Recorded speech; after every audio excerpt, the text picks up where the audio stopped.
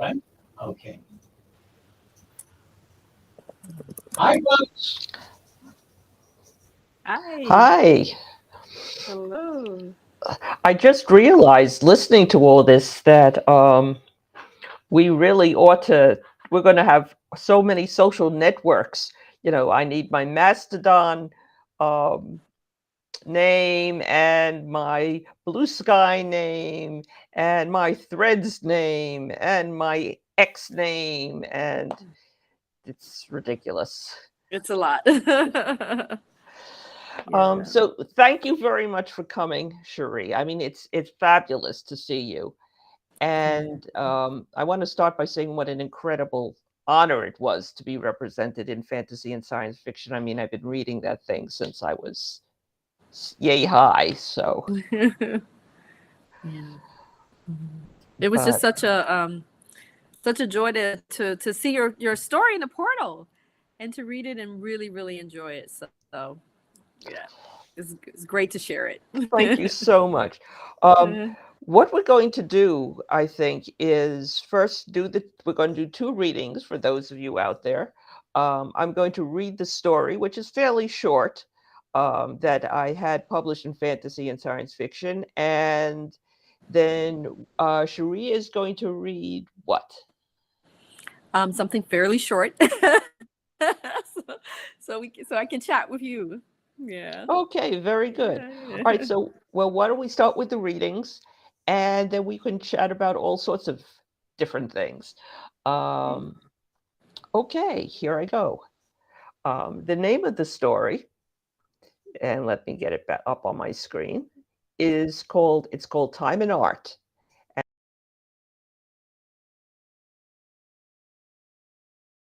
Issue, which is the last issue, not the current issue. Time and Art. I want time for myself, the customer told the shopkeeper, a thin, elderly woman who leaned on a cane as if she resented its very presence.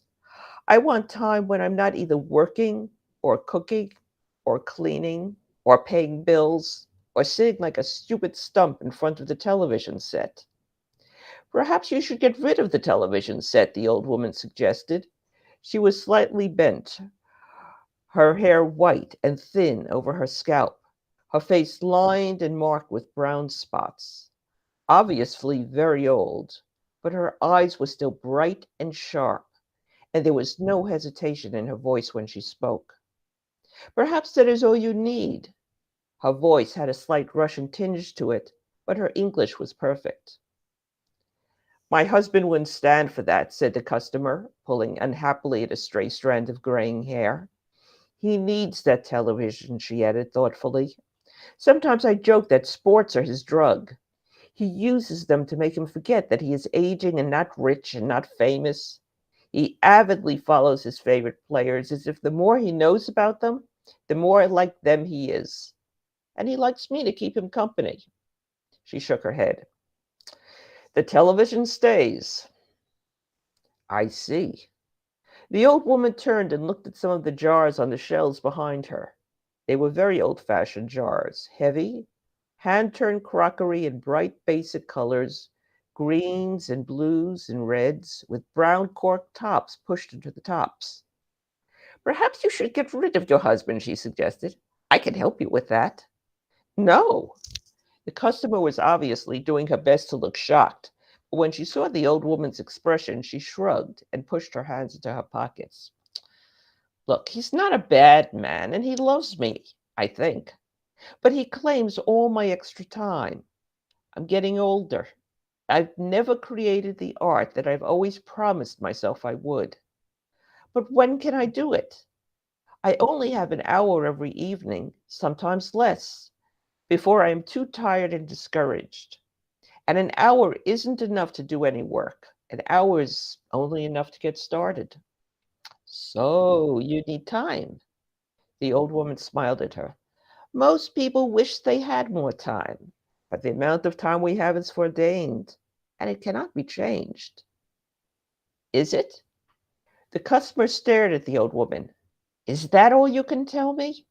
I understand that you are the person who to go to for miracles, that you could change my life, or at least change the course of it. But now you say that nothing can be changed. No, that is not what I said. The old woman shook her head, a rueful smile pulling at the corners of her mouth. The amount of time we have cannot be changed, but what we do with it is up to us, and how we use it. The old woman stared at her thoughtfully.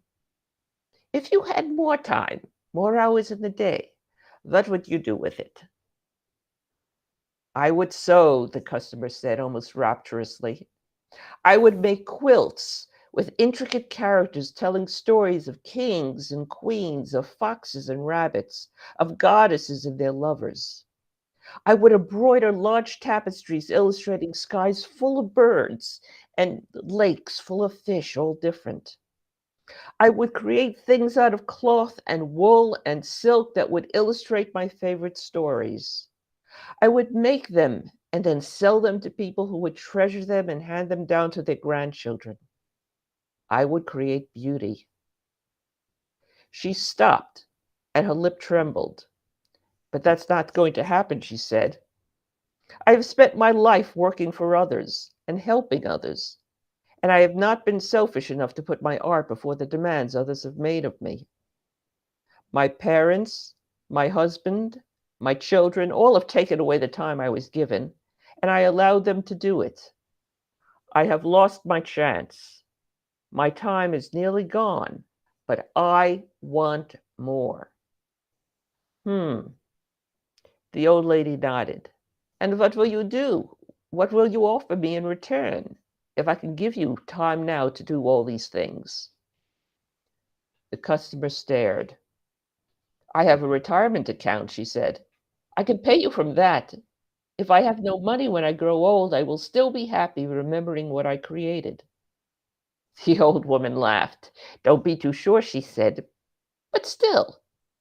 She turned and bent and opened a small cabinet below the shelves of jars. She reached in and pushed some things aside.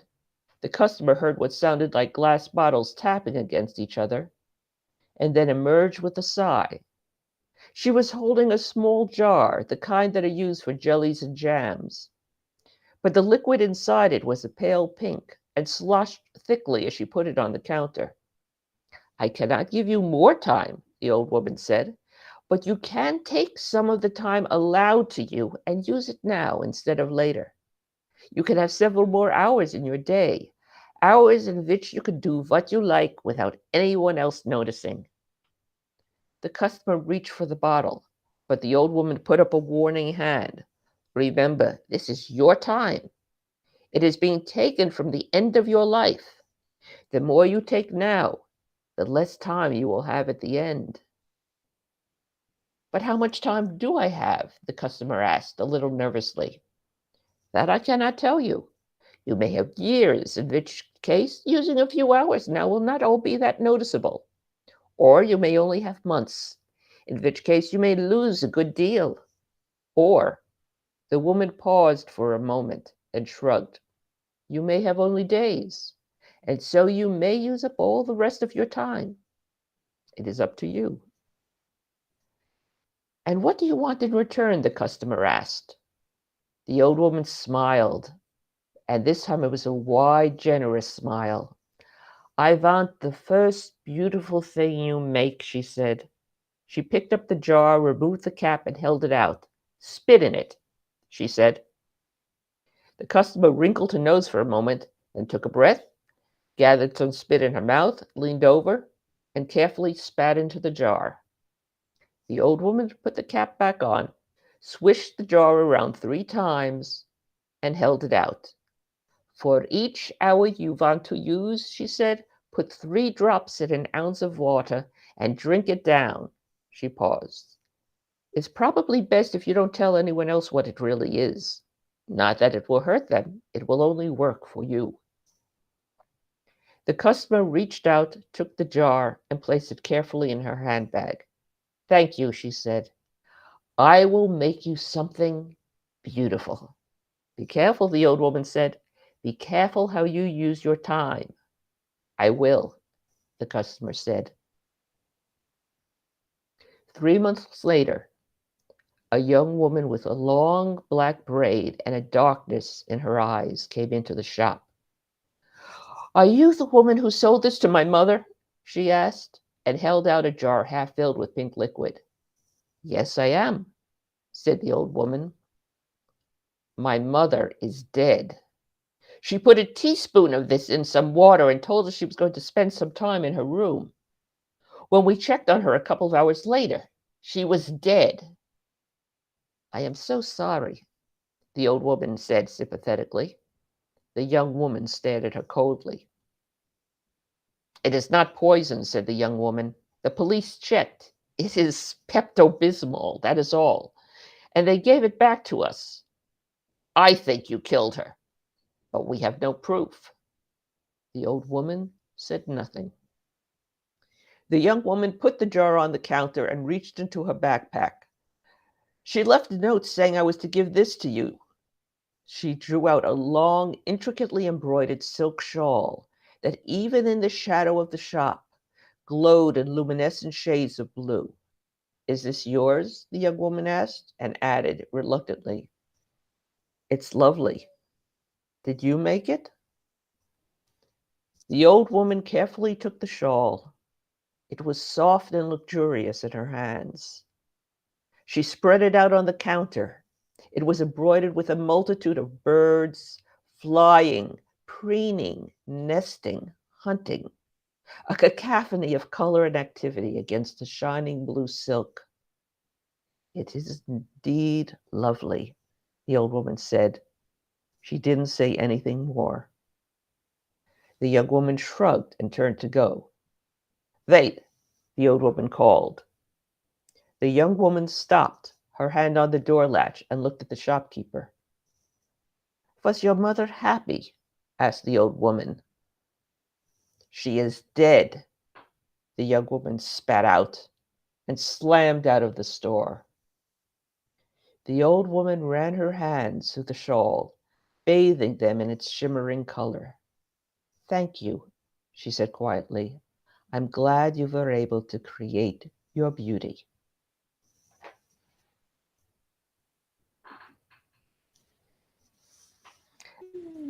That's the story. Which I want to share that I taught that in the ETSU Tennessee Youth Writers Workshop this summer, and it was very well received. Very well received. Oh, thank you so much. Yeah. 17-year-old emerging writers who actually been writing, some of them 5 years, so or longer, but they've been in that program for about 5 years. So graduating seniors, very excited. Yeah. Yeah. Thanks. It was basically, as if people can't tell, it's basically just about any artist who feels that, they just don't have time to create what they really want to do. We all know this. We all know about this. Yes. A familiar dilemma. Yes. So yeah. Okay. It's your turn now. All right. So I'm going to read since you're reading a kind of witchy tale in a way, right? I thought I would read the from the short story I wrote for Jonathan Strahan's wonderful collection, The Book of Witches, which the pub date is today, August 1st. Happy and so go out and get it. birthday. Yeah. So very excited. It's a lovely cover, wonderful stories. And being from the South, one of the witch or kind of ghostly spirits we think of, witch spirits, is a haint. And haint. And it's, I think, comes from the concept of haunting you, right? So this is the story about a particular haint visiting a town. Mask of the Nautilus. She awoke in a ruined kingdom, the cold wind blowing through her hair. "You have not seen me in a long while," Kenyatta heard the voice say, "but I have seen you. Your grief called to me. Come, we are painting in tongues," the masked one said. "Come and see." Kenyatta rose from her bed, the tear stains of nightmares dampening her pillows and her cheeks. The voice was an invitation, a whispered command, soothing and ominous all at once. Kenyatta knew who it belonged to before she looked outside. A crowd had gathered, their voices raised with wonder, hope, confusion, and anticipation drifting in the wind. They craned their necks to see the one the elders spoke of, Grandmama God, the great mass maker, and her ramshackle house with its painted haint blue shutters and starry eaves covered in ancient wooden mass. No one alive had seen Grandmama God's face, for she wore a grand mask carved from the world's first tree. Alive with her magic, filled with the spirit of ancestors, the house trembled and shook. Its pennant flags waved and swayed in the wind. The house bowed, standing on its massive chicken legs and feet, decorated with colorful ribbons and bands. Outside, the children stood watching in a long circle of sun. Brightly colored feathers filtered the morning light, floated through the air, rainbow confetti. Grandmama God's chicken foot house leapt and danced to the children's delight. The great mass rattled on their hooks from the haint blue shutters and painted star eaves, and the mass rang out and it sang, calling the children and their parents by name. Waterfall, horseshoe, salamander, this one's for you, Daria Alexander. A horse-shaped mass carved from ebon wood galloped across the sunbeam. It shook its dark stained raffia mane, then floated down to gently rest upon the young one's smiling face. And together they galloped off, leaving the child's worries and the cloud behind them. River, Treeborn, Looky-Loo, Lawrence Olivier Jones, this mask is for you. Gold and bronze, a heart-shaped mask with two curved horns spun on sunlight. Its iridescent metallic hue reflected the child's hidden treasures. The child clapped her hands and stumped her feet double time, then twice more. Painted with light and clarity, the mask's narrow eyes expanded when the child reached up and plucked it from the widening space, the liminal in-between place of a child's imagination. The girl's arc-shaped mouth opened to reveal green vistas and lush open fields. Relieved, her arms and shoulders relaxed as she entered a deepening space where her song and her young spirit ran fearless and free, safe after many, many moons. And this land, the masks were louder, more insistent. Here they shouted and hummed, muttered and moaned. The stories they told, the visions they sang were more vibrant and boastful than the ones the children had ever known. Here, a traditional mask, emblem of the masquerade, was not enough to hide the depths of pain that dwelled within. Their grief climbed inside them. Here, lives were plucked, unarmed souls stolen before their time by hands that swore to serve, to protect. The plaintive signs they carried weighed heavily as they had marched and gathered in the streets. Justice did not know their names. The people had grown weary, holding their tongues, turning their cheeks. No cheeks left to turn. They raised their voices, sang the songs of hope, but their music went unheard, their pain unseen by the spirit of justice, blind to all but them. Before the great mass maker came, Kenyatta's heart turned away from itself. The bell in her altar only rang in her sleep. Her waking self and sleeping self no longer shared the same blood or chambers. Her spirit walked along the empty rooms where she once felt connected. There was now a great void. The land and all its roots had rejected her. The known world no longer made sense to her. She longed for the peace she only felt when she was out at sea. So she waited in the twisting line and the heat, her thoughts a tumbling wave inside her. Swirling in the sounds of newborn suns and the blue-black knowing that grew inside them, the crowd shouted and yelped as each mass descended from the wooden shack. With the mass, each soul released its inner burdens. Whether near or far, a bustling city or a tiny town carved from the backbone of land, the great-grandmama God's mass maker's wares was sought out, coveted. Their stories carried memories and maps that led the people through the forgotten forests of themselves. For without the mass, they feared they would lose whole mountains and rivers of life. Without the mass, the strange countries that occupied their minds might disappear altogether. Without the mass, they might recede to the land of myth. and forgotten memory. So one by one, the people came, and some chose their own mask, and for others, the mask chose them. I'll stop there.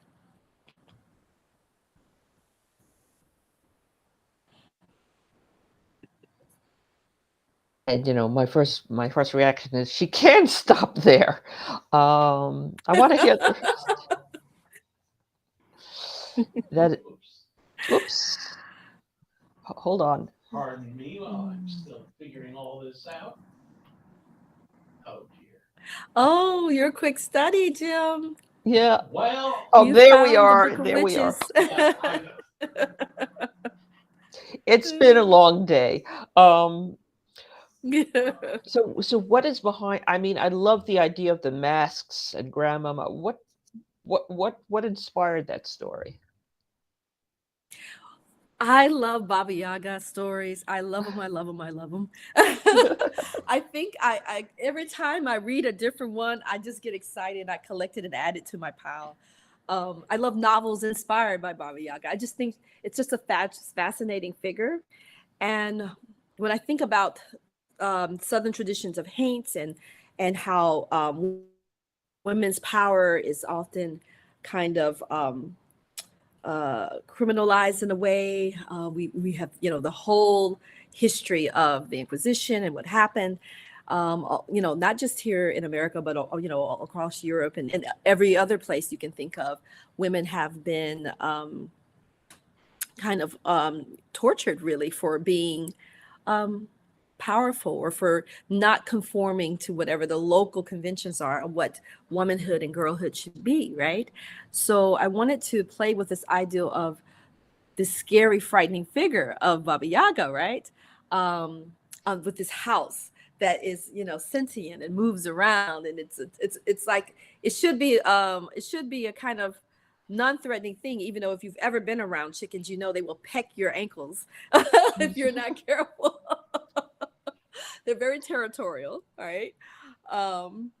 But I wanted to just kind of play with those different traditions, the Eastern European folklore, and then also the lore of my youth and where I'm from as well. And to play with this ideal that when we wear a mask, which we, of course, were wearing masks all through the pandemic, and many people are still remaining masked to be safe for themselves and for others. The mask has a powerful mythic role in society, right? It can hide who we truly are, or it can reveal who we hope to be, right? And so this ideal of a mythic, epic figure coming to towns that are full of despair for various reasons and looking into the heart of the most vulnerable amongst them, which would be the children, to try to lift them up was something I wanted to play with and explore. So Kenyatta has an adventure. And it's interesting too, because as you say, the women of power have always been, in a lot of the stories that we grew up with, they're the ones to be afraid of. They are the evil witches, the evil, ugly witches. And in both these stories, what you have is someone who can be interpreted. I mean, Baba Yaga, with the chicken things, of course. And then if the witch in my tale, and she is a witch, who in a way you could say she causes this woman's death. So both can be interpreted as the prototypical witches, but on the other hand, are they? Mm-hmm. And that's what I liked about your story. That's what it first of all, it's no easy task to write a short story, a short, right? We know that it's a gift, really. And I think Michael Swanwick said it best. I wanted to share because I was so happy that he enjoyed it. Of course, whenever I choose a story for the magazine, of course, it's something I really love myself, but then also, or something that readers really love. And we all kind of like agree this is a really wonderful story or poem. And then I have to think about all the unknown readers that I don't know. They're out there reading the magazine, who've been reading it for many years. How will they feel about this particular work? And for me as a just a person who reads for pleasure, it was very enjoyable to read the story because I felt like I was just confidently being led through it very clearly, and I understood the desire of your protagonist. I understood that oh so well as a mother who has had to change schedules multiple times to carve out space to create my own work when my children were small, right? And also when they were older and busy, and I was like their chauffeur to some extent, right? Though you can really get around pretty much, you know, kind of independently in New York, though you don't always want them to. That's right. Yeah. But so this ideal that we never have enough time, and I guess the science fictional approach to that will be, well, I will clone myself, right? But you, Robert, you decided to use the magic of the power of that the wise woman, right? To give that gift. But of course, magic comes with a cost, right? And they don't always tell you what the cost is. And sometimes the witchy crone person doesn't tell you the cost because they don't know themselves necessarily, right? You know, so I felt like I needed to like read deeper into your story to see, is she being disingenuous? Is she a kind witch? Is she a very clever witch and knows what's going to happen in the end? You know, she knows that she's only going to get that one beautiful work of art, right? And that will be enough, right?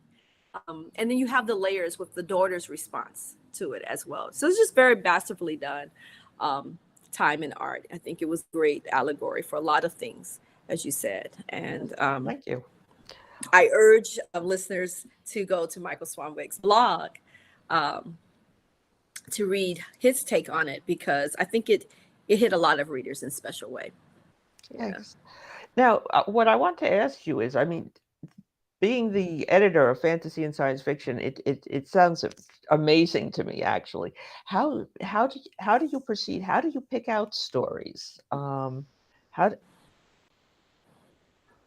What is your process? Okay, that process has changed somewhat over the 3 years, right? Since I've, been editing. And there's a few things that I've changed and adjusted in what I do. One thing is I came to the magazine as an editor, right? So I have, pretty good confidence that I can take a good story and help make it great, or take a great story and help make it excellent. But the thing is, you can't do that for every story. So just because you can doesn't mean that I should as the magazine editor. So this is something I'm dealing with right now. You can be over exuberant and accept too many stories too fast for your publisher. And now you got a log jam and people are like, where's my story coming out? So that's one thing. So I learned to slow your roll, because even though it's a print magazine and it's very important that I have an inventory of stories that I can put together to create an issue, I can't just, have a cup of coffee and put up my magazine online over a night, over, 2 days or a week. I have to really work with a production team. I have to work on the deadline of printers, fulfillment, subscription, fulfillment warehouse workers, regional distributors, et cetera, et cetera, et cetera. Even the digital person who does the digital edition. So things have to be done really far in advance than what, we're probably accustomed to with our online lives, right? And so I had to change the way I approach stories. And the first thing I began to realize very quickly is I don't need any seat fillers. So, we're reading the stories, we're thinking about them, we're exploring, what the strengths are, where they could be, where they can be better, what have you. Do we remember them? That's the main thing. Can I remember your story after I've read it?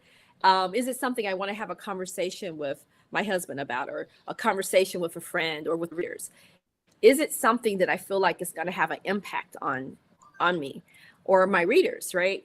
And that eliminates quite a few stories, to be honest, because, they haven't really dug deep enough to put their special, fresh take on it, right? They'll take a very familiar theme that we have, and you've seen it many, many times before. And so it doesn't stand out, right?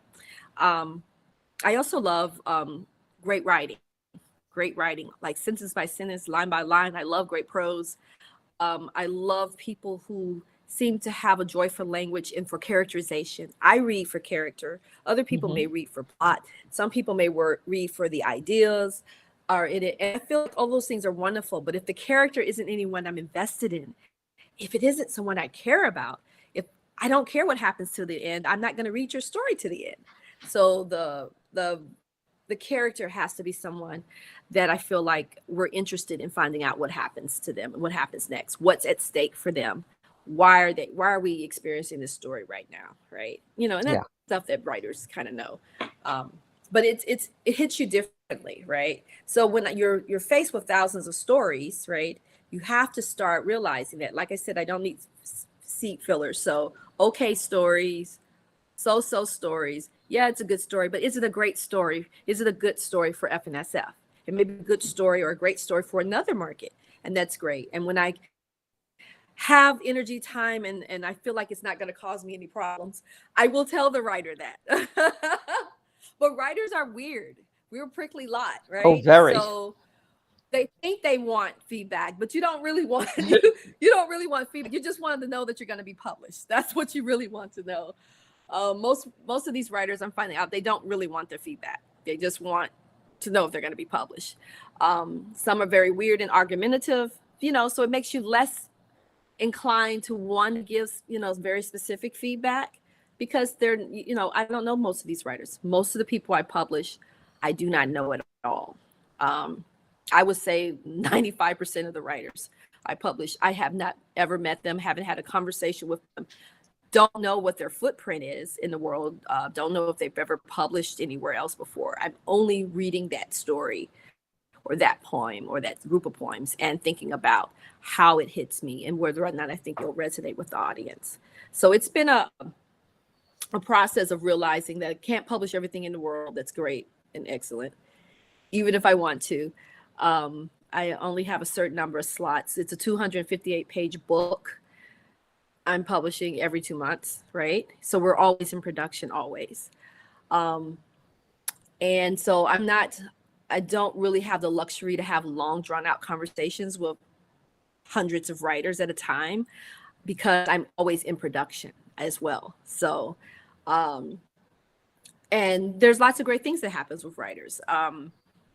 You know, fortunately, Gordon Van Gelder, our publisher and owner, who's been, you know, dedicated to the magazine for at least 23 years, maybe 25, but I think at least 23 years, right? Former editor himself before he even joined the magazine.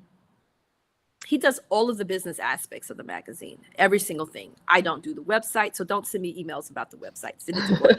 I don't know what happened to your subscription. Talk to the business office in New Jersey. I have nothing to do with whether or not Barnes & Noble has 5 copies or 3 copies out. You know, again, that's a business. That's a Gordon question. All these things, but I'm the face of it. So I get all the initial thing, even from writers who know very well that Gordon handles certain things, you know, because people want to be able to communicate.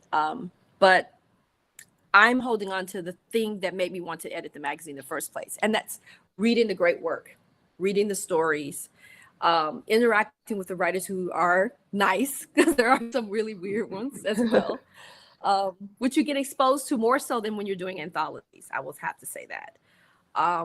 But having a magazine that has its windows open to the world, so people, if they have access to the internet, can send us stories from around the world.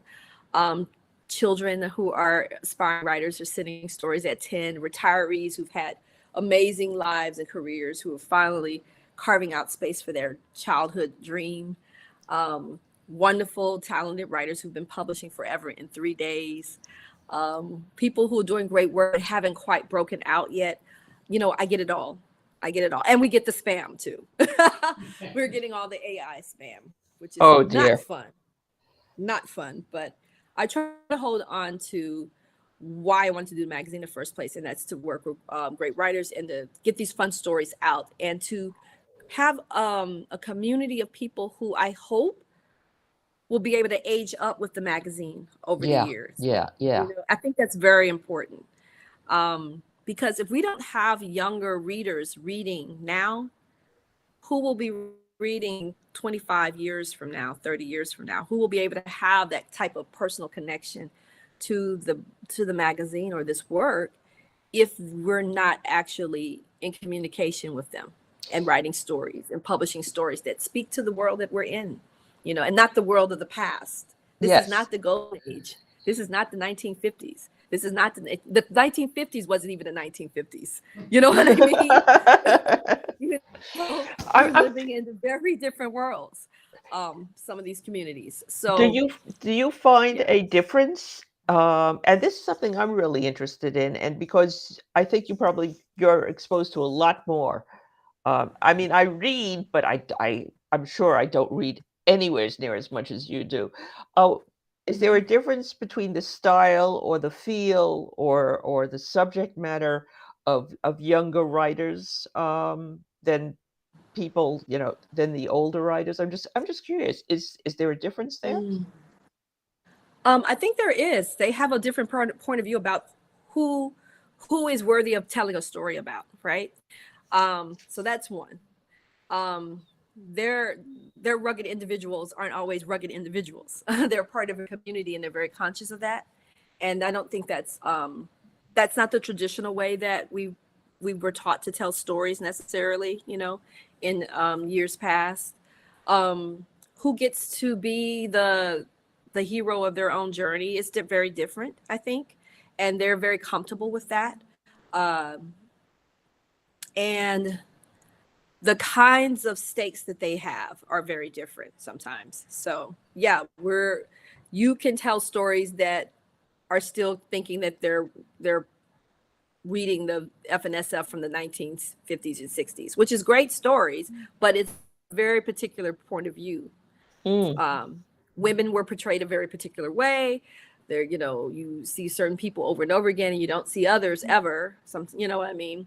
Unless it's a big message, you know, way up in the middle of the air, you know, or whatever it is. Yeah. And so there's a different approach to it. Yeah. And I think also people are really, I don't know, maybe they're teaching writing better in schools now, and we have teachers who really, really love fiction, and they are not afraid of science fiction, and they think of it as literature with a capital L, like everything else. And so they treat it with respect. And so young people are coming out of these schools and programs with a healthy respect for science fiction and fantasy, or for the fabulist, whatever term you want to use for the non-magnetic work. And they're doing a good job with it. So their craft is very high. That's a fascinating point. Before we continue, I just want to say, if anyone out there wants to ask a question of either myself or Sheree, please, you know, put it in the comments. We will see it, we will ask it, and hopefully we will answer it. Hopefully. Depending on the question. But that's fascinating because, you know, I mean, I read some of the fiction by younger writers these days online or in anthologies or in magazines, and just the literate, I almost said the literateness of it, the way they use words just amazes me. And it's something that you only saw sometimes I mean, you saw a lot of it, say 20, 30 years ago, but not as much, I don't think. Yeah, I feel like that they are definitely, they're reading, they had some great people to read. Let's say that. So we'll say previous generations left some great work that sparked their imagination and made them really love the genre, right? Or they had parents who really loved the genre, and so they grew up interested too. And like I said, I think they're getting more hands-on work, help, learning about craft, learning about the different ways to approach storytelling, different shapes and forms and structures. There are a lot more resources. We also have this whole MFA machine, which, love it or hate it, it's out there, right? As I was telling someone, I mean, I think it's cool. Like, if you have the opportunity to spend 2 or 3 years focused on creating your work, you know, with master teachers and very supportive, or ideally supportive cohort of writers who are doing the same, then that's a wonderful thing. But they're not turning down, you know, no, who spends $30,000 or gets a fellowship for $30,000 and doesn't get the MFA if they've done the 3 years and they've done the work? No one's going to sit there and say, this book sucks. Go back and do another 3 years. You know, they're going to staple together your little chapbook or whatever it is and keep it moving. So it is a machine, right? And so the thing down part of it, I think, is there's a kind of oneness to some of the stories. So it's kind of polished work. It's polished work, and they know the turns and the different little moves and things they can do, especially with the second person voice. That's they love the second person voice. But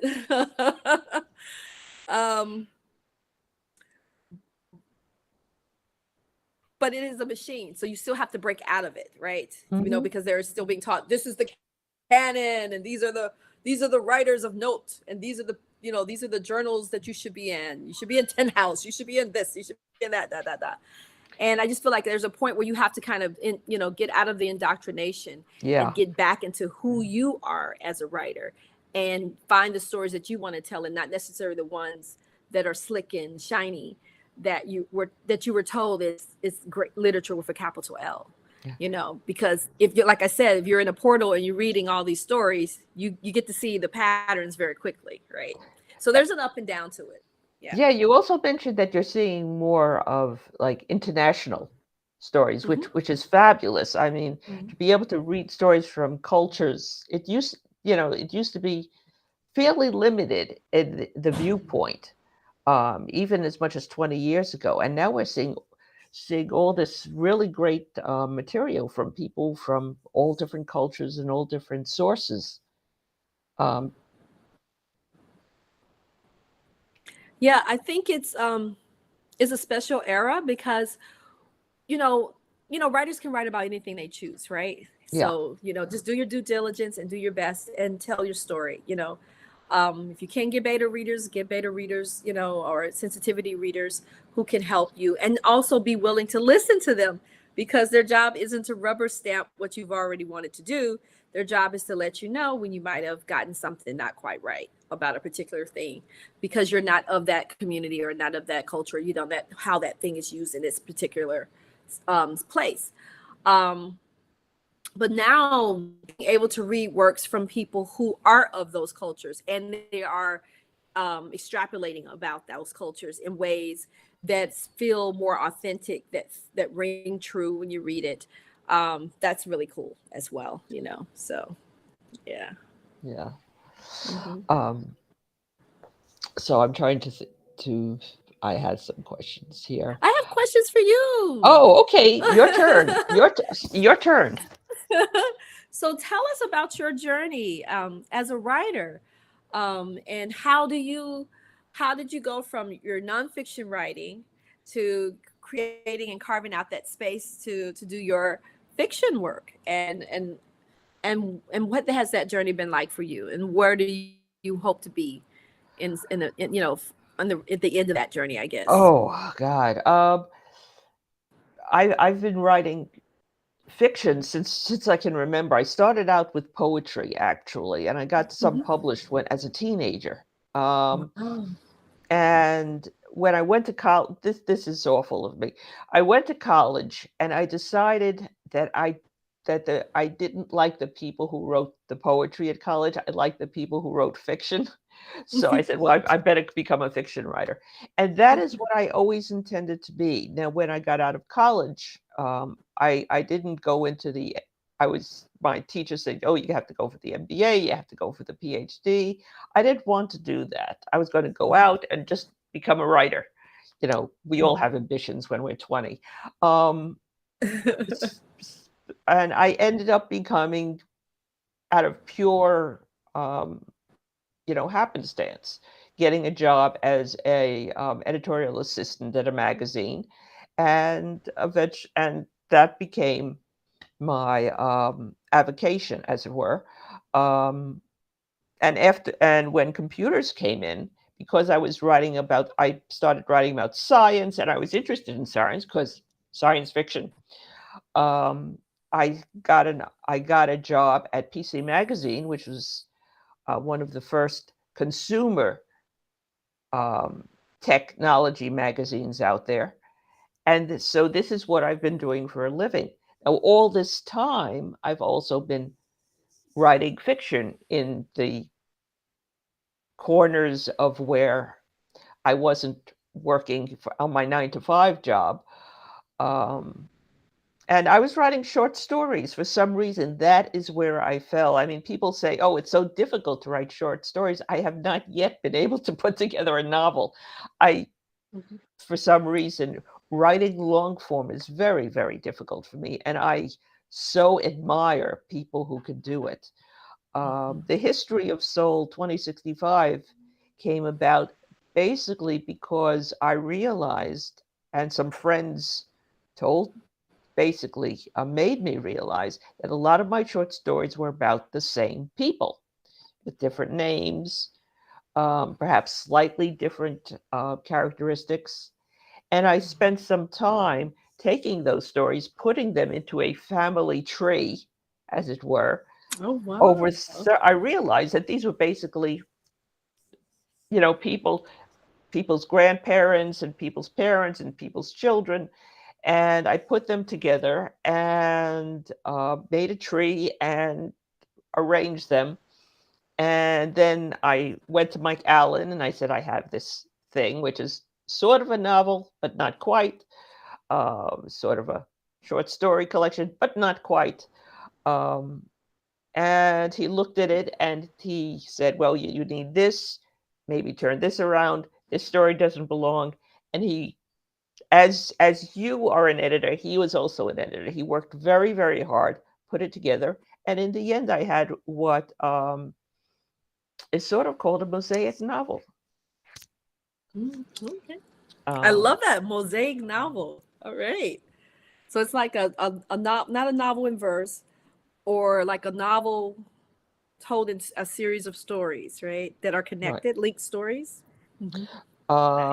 Yeah, it's almost like you fit like a picture puzzle where everything sort of fits into a different place, or a mosaic where you have each tile forms a different part of the whole story. And a mosaic novel will, in the end, hopefully, at the end, you will understand more about everybody who you've read about in that story.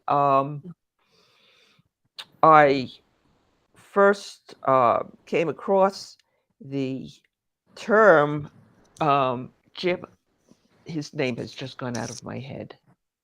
Rick Bowes. Oh, God. Sorry. Richard Bowes. Richard Bowes, who is a wonderful, wonderful writer. And he also created mosaic novels. And that's where I came across the term. And people should look for his writing because it's wonderful. And that's where I am. Now I am trying to write a real novel rather than short stories. Maybe one day, maybe I need to find a witch who'll give me a little bit more time. I don't know, but I want to find that witch, but I don't know. I don't know about that ending. You write the great, wonderful novel, and then it's like, bye, Barbara. No, I don't know. No. We have to find a different witch, a different bargain. Yeah, I'll try to find someone I can make a slightly different bargain with. Yeah, a slightly different one. Yeah. So, what are you working on now? Well, that is basically that is basically what I'm working on. I have always, and I will actually give away a little bit of it. Why not? I have always been fascinated with a place in New York City called Hart Island, which is basically where all the people are buried who were too poor or unknown to be buried anywhere else. It's been around there for a very long time.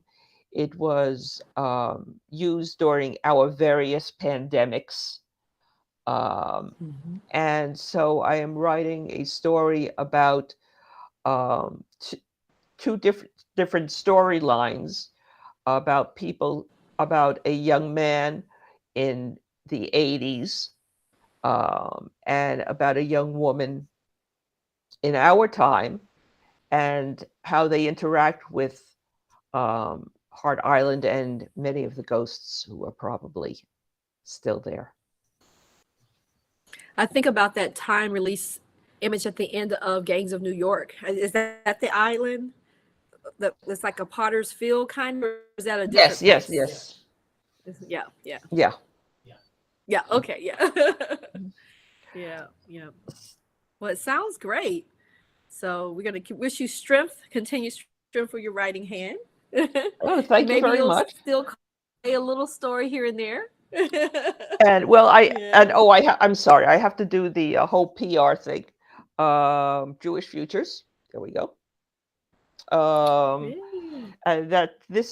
in this one, I wrote something called Baby Golem, which, as you may be able to tell from this story, is not strictly speaking serious. And I like writing humor every once in a while. So, and that'll be out on that anthology is out on the 7th. And what are you working on? Congratulations! Thank you. Oh, what am I working on besides the magazine of fantasy and science fiction?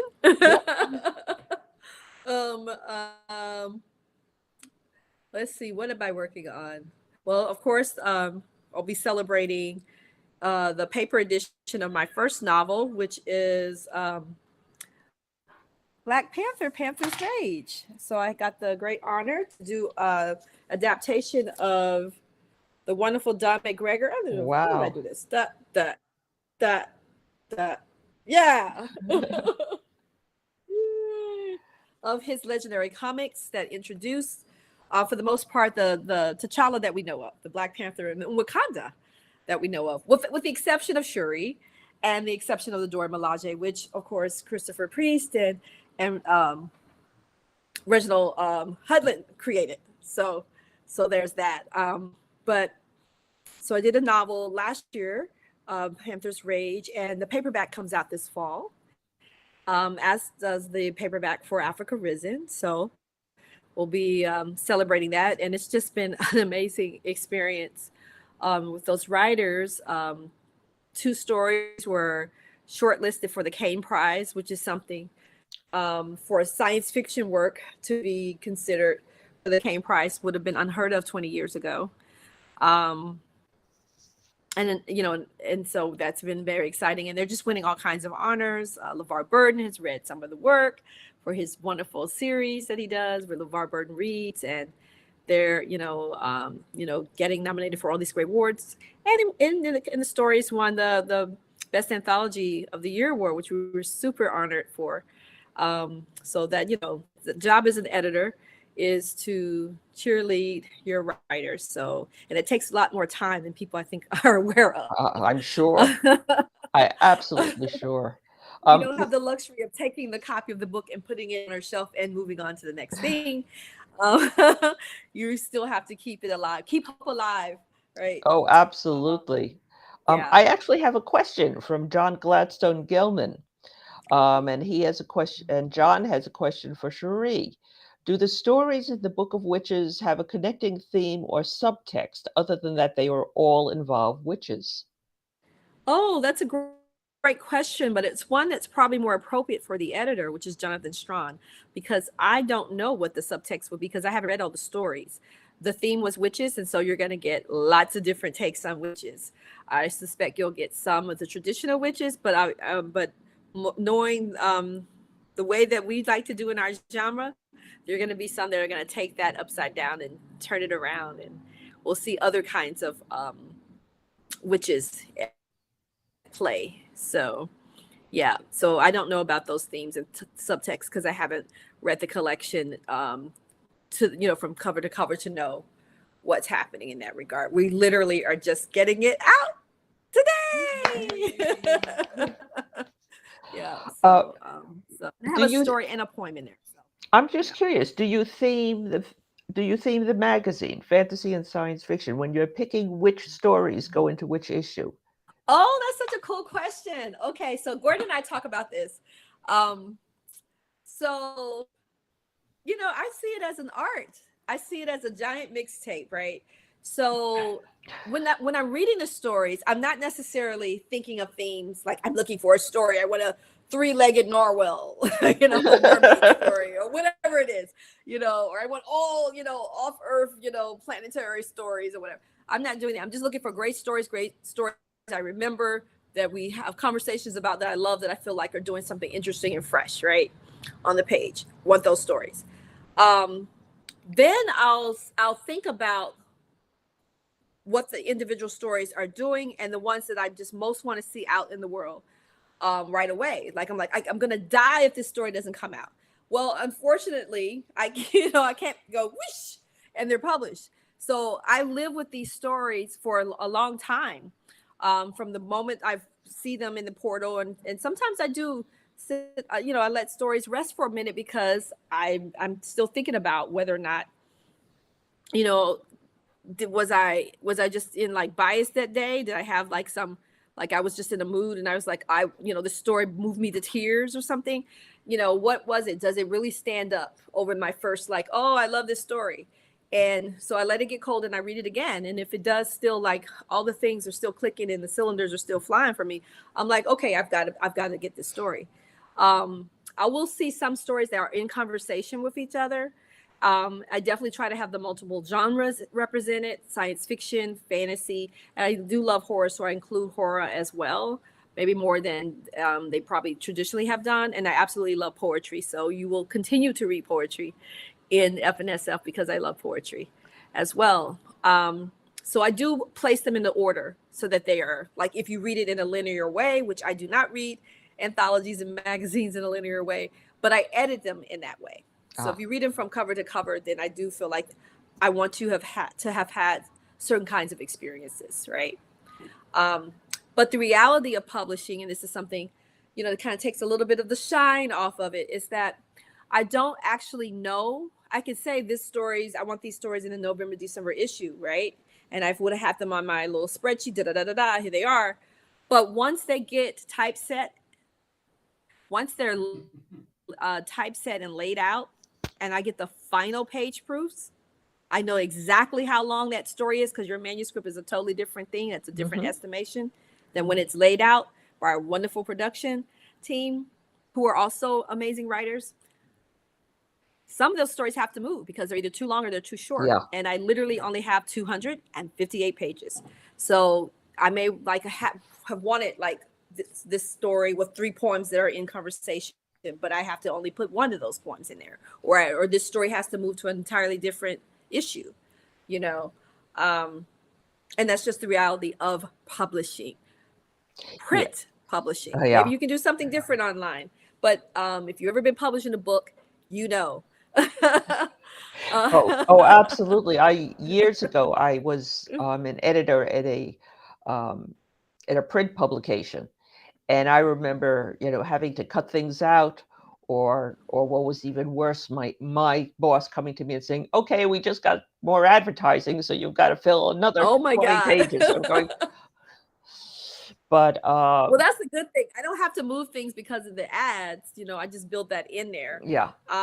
But I do have to move things if they don't fit, or if the thing that we thought was going to be 25 pages ends up being 42 because of the special format. And guess what?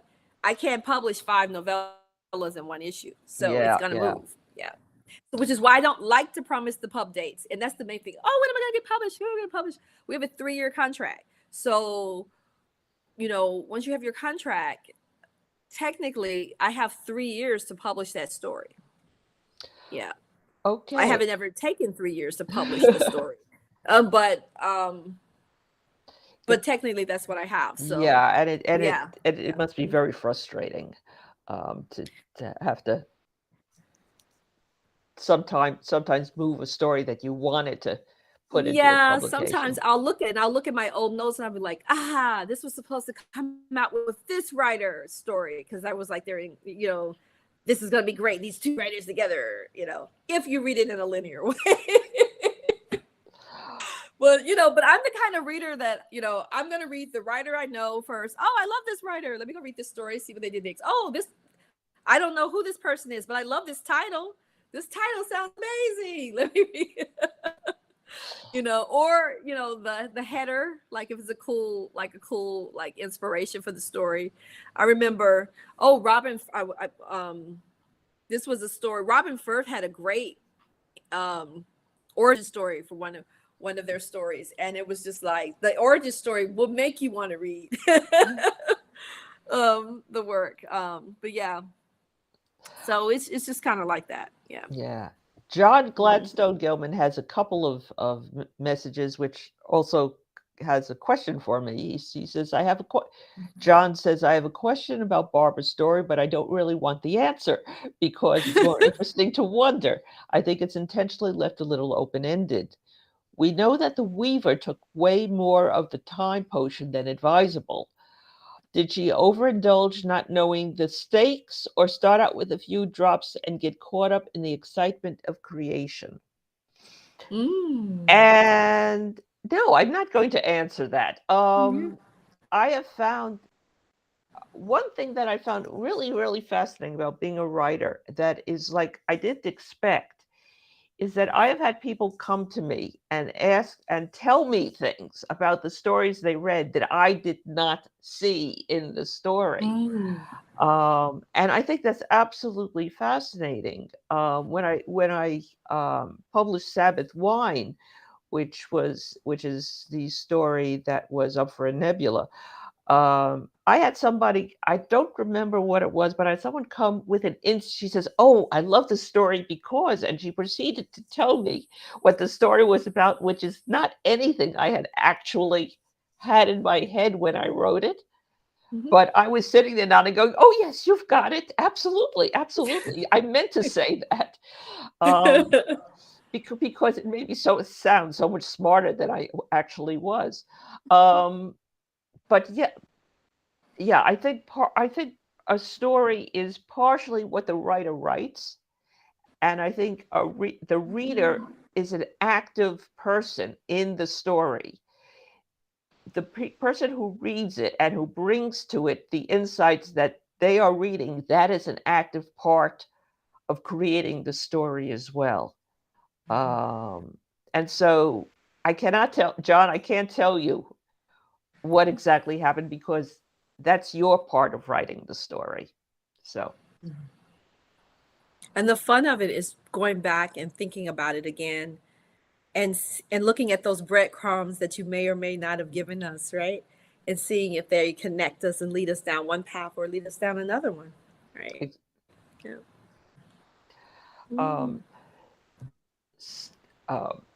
I'm trying to think if there's anything else that we could discuss. Well, I think that we could wrap it up. Again, you've told us what's coming up now. Is there anything you're working on for the future besides the? Yeah, there is, but I can't really talk about it until they announce it. So yeah. And the same here. I've explained. I'm trying to write a novel. I've still got a few short stories, and I've sold one other story, but I cannot talk about it because it hasn't been published yet. Well, thank you very much, Sheree. This has been absolutely marvelous. And thank you for reading, and thank you for being a fabulous editor, and for making my year. And thank you, everybody who has been sitting in and asking questions and just watching us. And this will be on YouTube, on Jim Freund's YouTube channel, so that if you've missed any part of it, or you want to call all your friends and say, you've got to see this fabulous conversation, that's where you'll find it. And thank you for Jim Freund for being the producer and engineer and host. And we hopeful to see you again soon. Thank you, and congratulations. Thank you. Thanks. Hope you have more time for your art. As I hope we all. Yes.